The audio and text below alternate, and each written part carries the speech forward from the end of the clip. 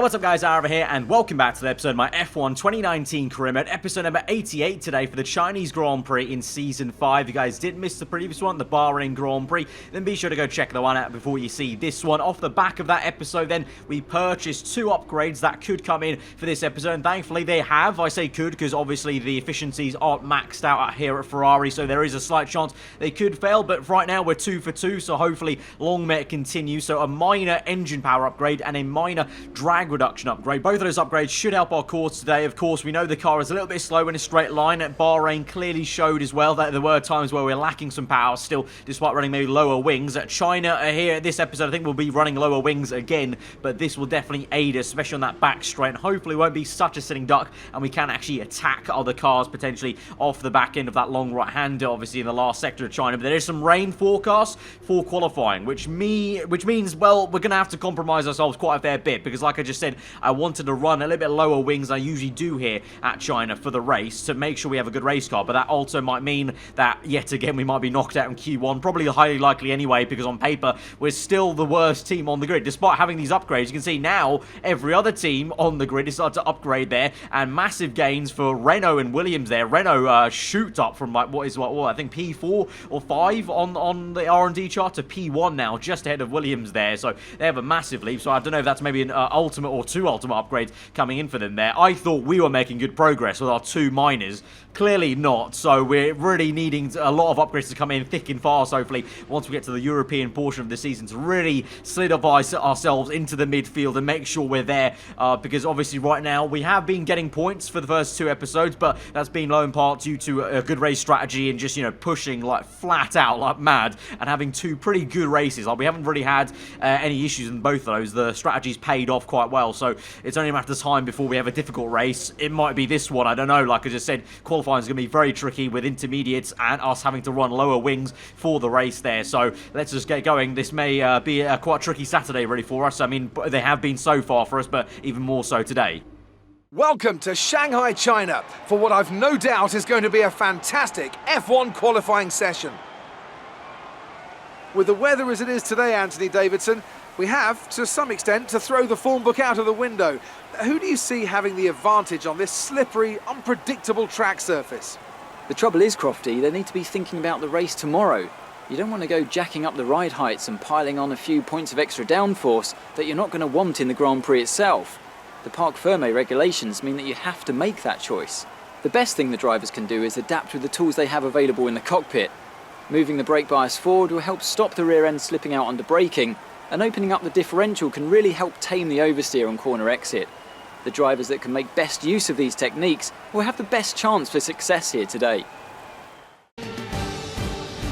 Alright, so it's absolutely soaking here at Shanghai. Not full wet conditions, but definitely intermediates for this first part of qualifying. Looks like it might get drier, unfortunately, as we go on through into Q2 and Q1. You can see clearly, for me, the car's struggling quite a fair bit on that first run. That was my first lap ever on this track in the wet here with this car, and literally turned in, and there was no response there. So that really boded well for my confidence in the car, and this strategy of, you know, going with lower wings for a race car. It kind of had me maybe second-guessing if we should have done that potentially. But I know this will pay dividends in the race. We've got to think about that. So right now, even though this doesn't look too great, there's a lot of understeer.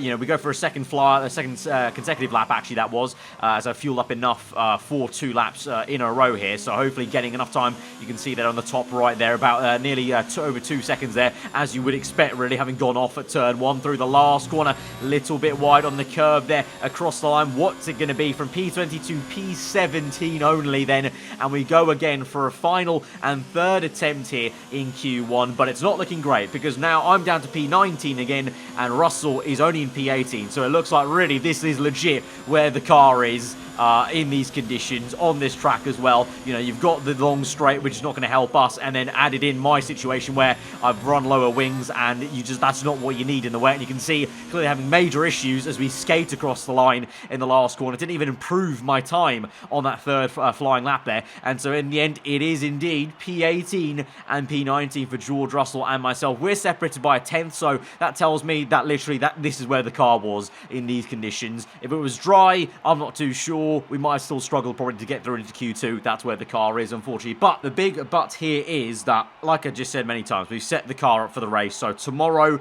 it's going to be all dry, hopefully, thankfully. And so I'm looking forward to hopefully attacking cars and having a bit more of a positive race, basically, compared to what we just had there in qualifying, which was pretty much all pain through that entire session, I can't lie. So here's to a better Sunday. Let's go to the race.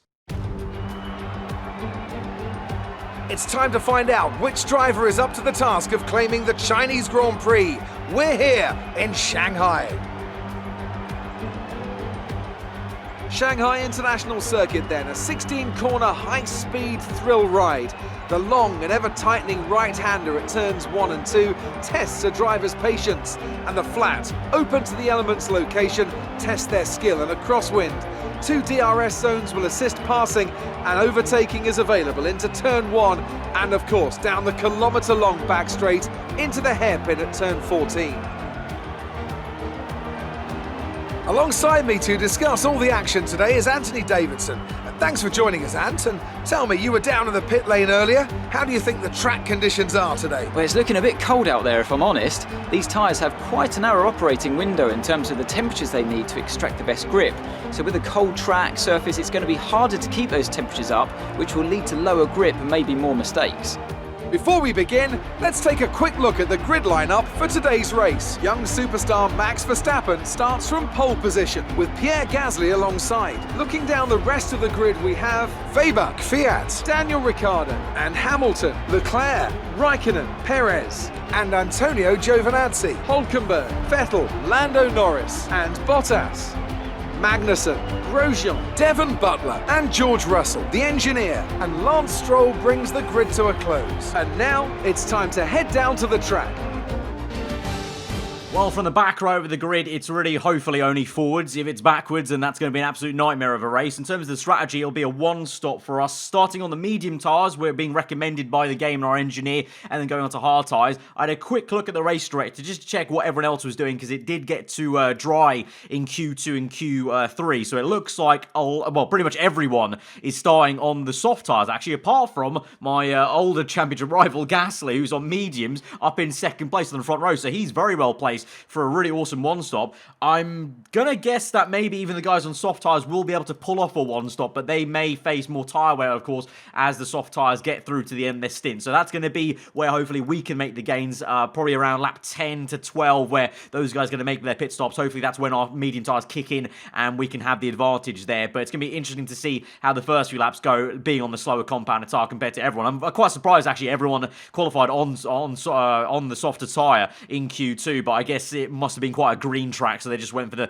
fastest compound available, didn't kind of risk it, basically. But yeah, hopefully forwards, and hopefully the sacrifice we made yesterday in qualifying pays out. If it doesn't, I'm going to be kicking myself. Hopefully the car feels a little bit quicker in a straight line. Well, it's time to find out as we now go towards 5 red lights then for round number 3 of Season 5 here at the Chinese Grand Prix from P19 on the grid. 5 red lights are out and we're underway, and it's a slow start as to be expected really on the mediums versus the soft tyres there. Stroll down the inside. We're down to last place. There's 3 wide ahead of us between Russell, Grosjean and Butler. Can we find a way around the outside, threading the needle here and maybe going the long way round of Grosjean? They're going to have to get the elbows out on the front right tyre there and make sure Grosjean doesn't squeeze us off into the grass there. So I think we're 3 wide nearly with our teammate as well. So Russell has to back out of that, and he's now all the way down to last place. So we're now still side by side with the Frenchman. We go tussling to the inside. Grosjean with a massive dive bomb there, and he's come out that better somehow. I was looking to overtake him and then make a dive myself. Instead, he's used me as a bit of a kind of pushing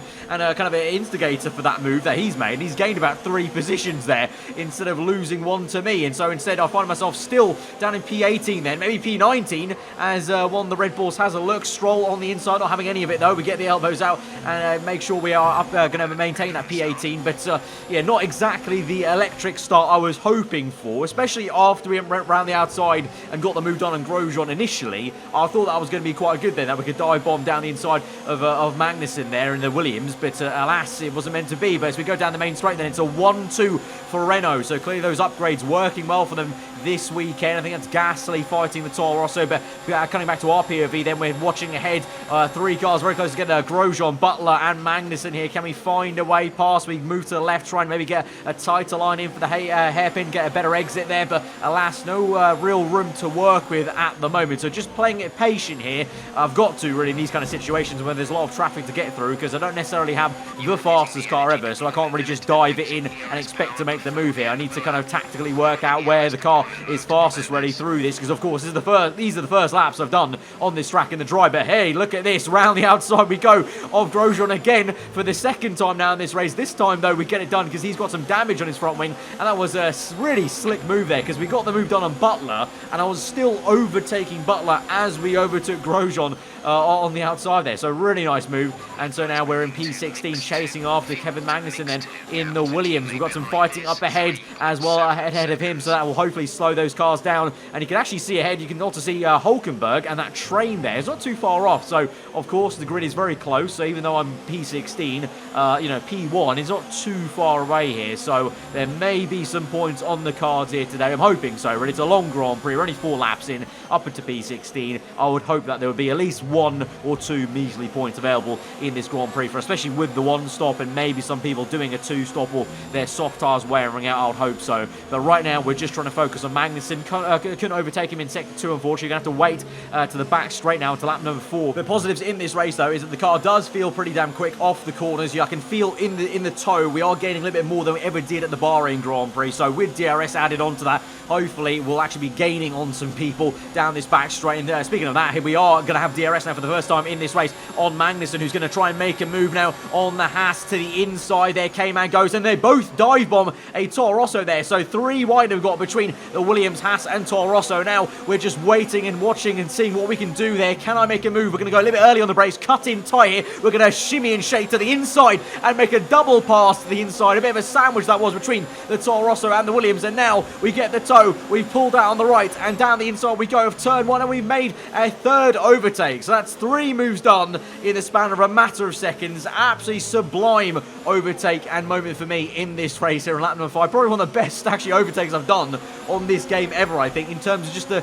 kind of quick thinking to snap to the inside, rather than I was going to maybe pull to the left here and go to the left hand side of the Toro Rosso, but instead I thought I'll snap back in, because I thought the Toro Rosso was going to be so slow because he got pinched in to that apex there, made the space work, and then it was just an awesome feeling going down the inside in the middle of 2 cars, and straight away just having the speed then to slipstream the Haas and get that 3rd place done. So absolutely excellent overtake in my opinion, and we're now up into P13 chasing after Nico Hulkenberg here, who's in a train as well. So another train to help us out, and we've got some more fighting ahead. So like I've said this before, this season is going to be pretty much like this the entire way. I think it's all so close in this midfield especially, but also the top guys as well. We just don't see enough of them, of course, because we're not a top car quite yet, but it's just so close between everyone. That traffic is just a massive issue in this season, that if we can just keep it clean and you can make a pass quickly, that will pay you so much later on in the Grand Prix, because you've lost less time to others and the AI are going to lose so much time fighting each other. So we just need to try and keep it smart there as we're going to have sailing around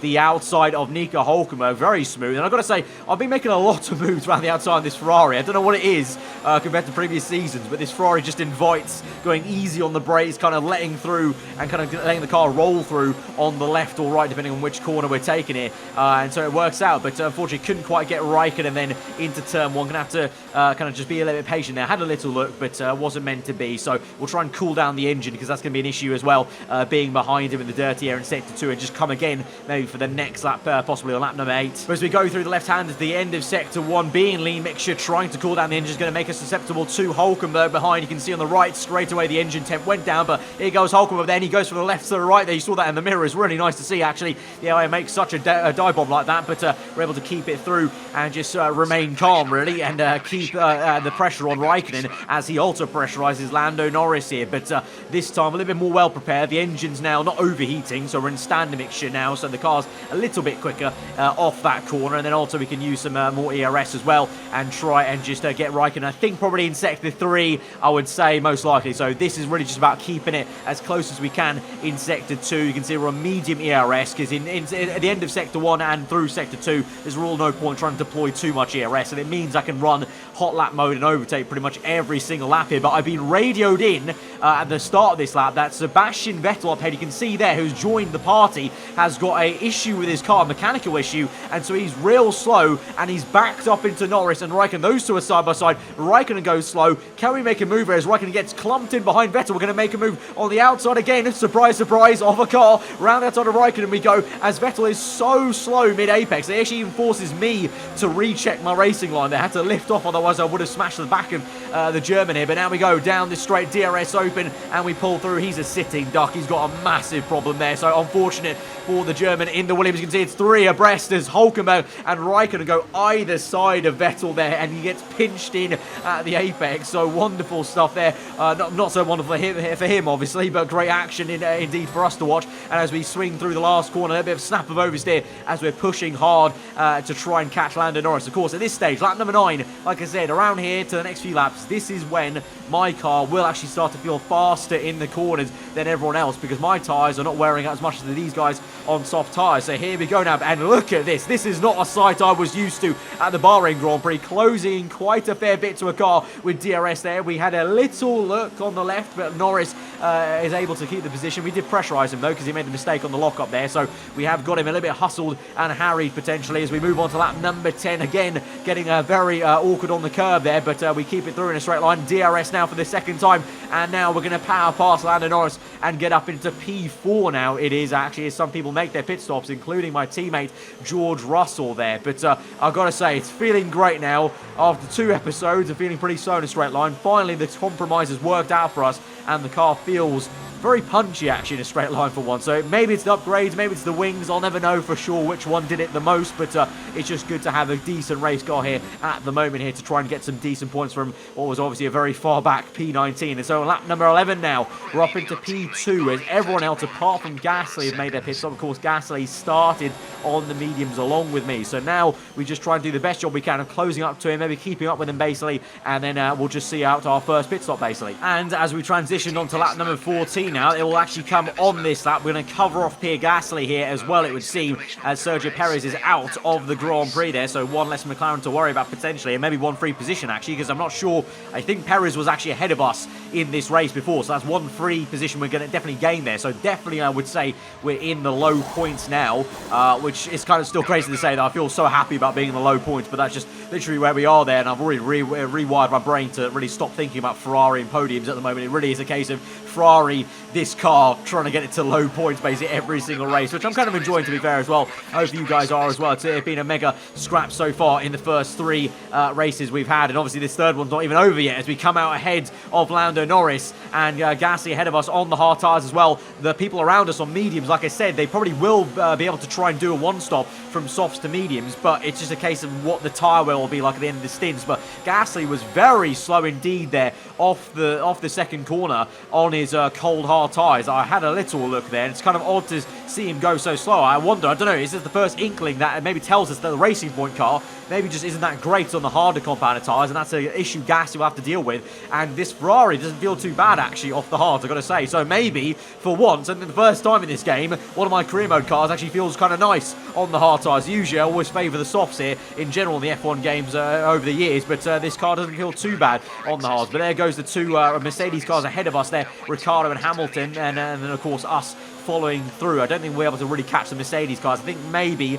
Gasly might be the highest position we can overtake here today and see this through. So this might be quite a crucial overtake to try and settle in then, and then defend for our life for the rest of the Grand Prix basically, because here we come there with DRS. Gasly does not have DRS, so we fake to the right, go to the left end and try and go on the outside after the hairpin. Gasly cuts the curb a little bit, but we're going to go on the left hand side. A no match for him, and we're up into P7 of the Chinese Grand Prix. So like I said, I think P7 might be the best we can hope for, which I'm not complaining about because that's a really decent position. Only one less than the best one we've got so far last time out there. But it's going to be a big fight, I think, because I think that McLaren behind us, Norris on the mediums, he's definitely going to want to overtake Gasly and me. So kind of almost like last episode, me and Gasly might actually have to work together a little bit on the harder compound tyre to try and stop a man on a faster compound getting through, basically, which kind of funny how that works out. Very strange how that's going to happen 2 races in a row, really. As we make our way through that second stint, then action further up ahead. This is Daniel Ricciardo chasing after his teammate Hamilton there, and the Aussie man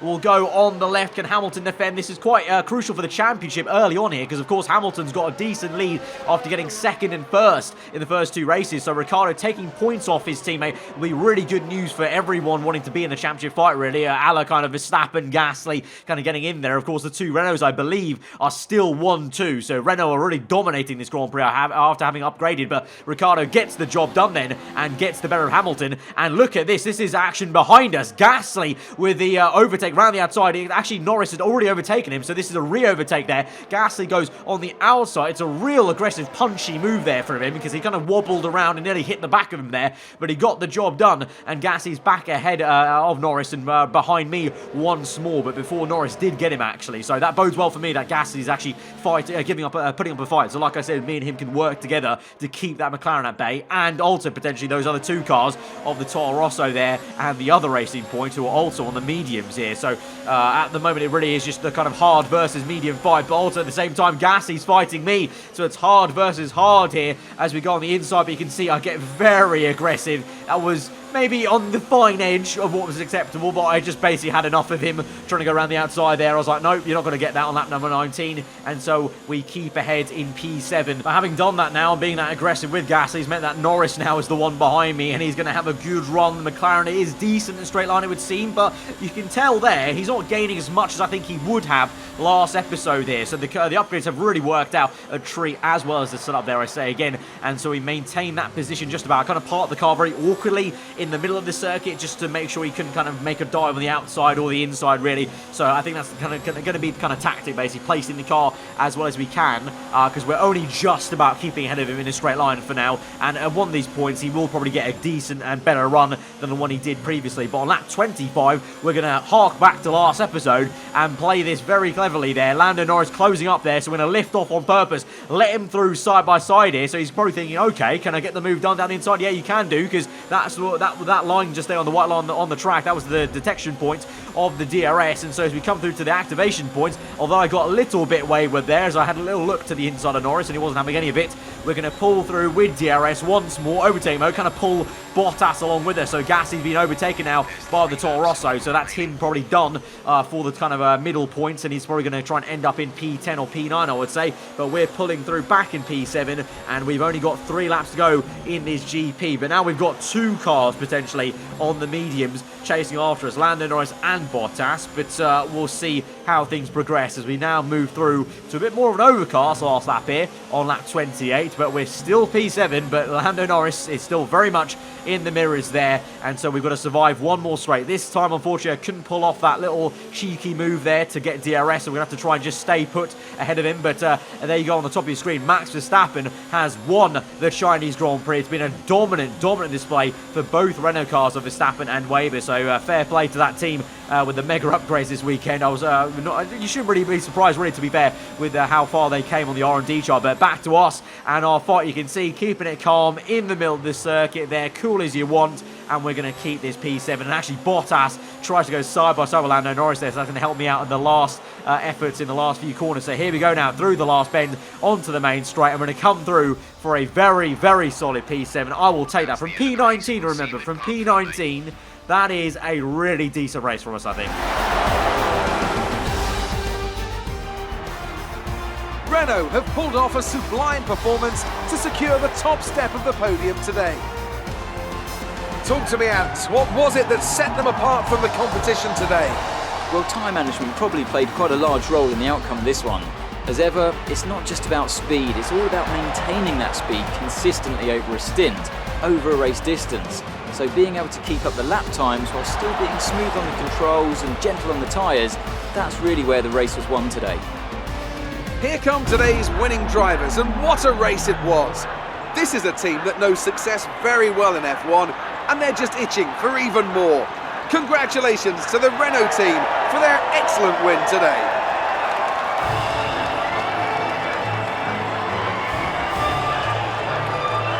So yeah, you can see things were actually very close once again in the race, apart from the Golf to Renault there, so that's a little bit worrying, so hopefully the Golf will kind of be closed up in the next few episodes once more to keep things very tight indeed. But RP7, Russell, unfortunately, was not anywhere near us this time round. He was stuck in traffic very early on. I think that just completely compromised his entire race there, unfortunately. So as we move through then into the Drivers' Championship, Hamilton still leads, but the gap's now been closed up there with Verstappen and Weber now in P2 and 3. Kvyat, quite lofty actually in the Alfa Romeo there in P4. The Russians actually ahead of Gasly, and Kvyat's yet to kind of win a Grand Prix there, so consistency paying out there for the Russian. And then you got the likes of Norris, Leclerc, and then myself there. But I think, you know, down to, I would say, P10 even, Ricciardo and the Mercedes, or Perez even, P11, I think all of us could have a chance to, you know, get up there and climb the ladder in the standings. So it's going to be a very interesting first half of the season. Constructors-wise, Renault now lead the way, no shock. They're the first team to have a 1-2 in the season. Then Mercedes P2, Alfa Romeo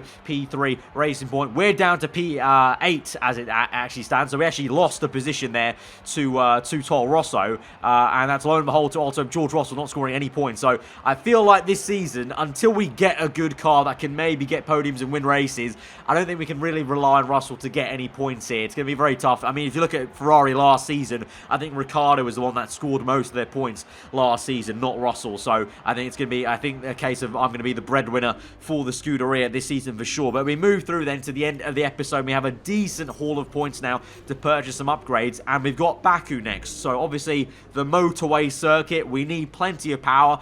The upgrades we made this episode were positive, so we're going to go ahead and make some more power upgrades. We didn't go for aero this time because actually the morale of my aero side of the tree is a bit low, so I thought I'd go for engine power to try and, you know, secure a definite upgrade for next episode. We're going to go ahead and get 2 minor engine power upgrades there, so that'll come in for next episode. And then the one after that, Spanish Grand Prix, we have the ultimate one. So really nice kind of conveyor belt of engine power upgrades coming through for this car. And here's hoping those 2 minors can help us once again next episode to gain some power on that main straight at Baku. But guys, if you did enjoy this one, be sure to smash that like button. Let me know what you thought in the comments below. If you are new around here to subscribe weekly full-on content, I've been aarava. Have a much today. I'll see you guys next time. Goodbye.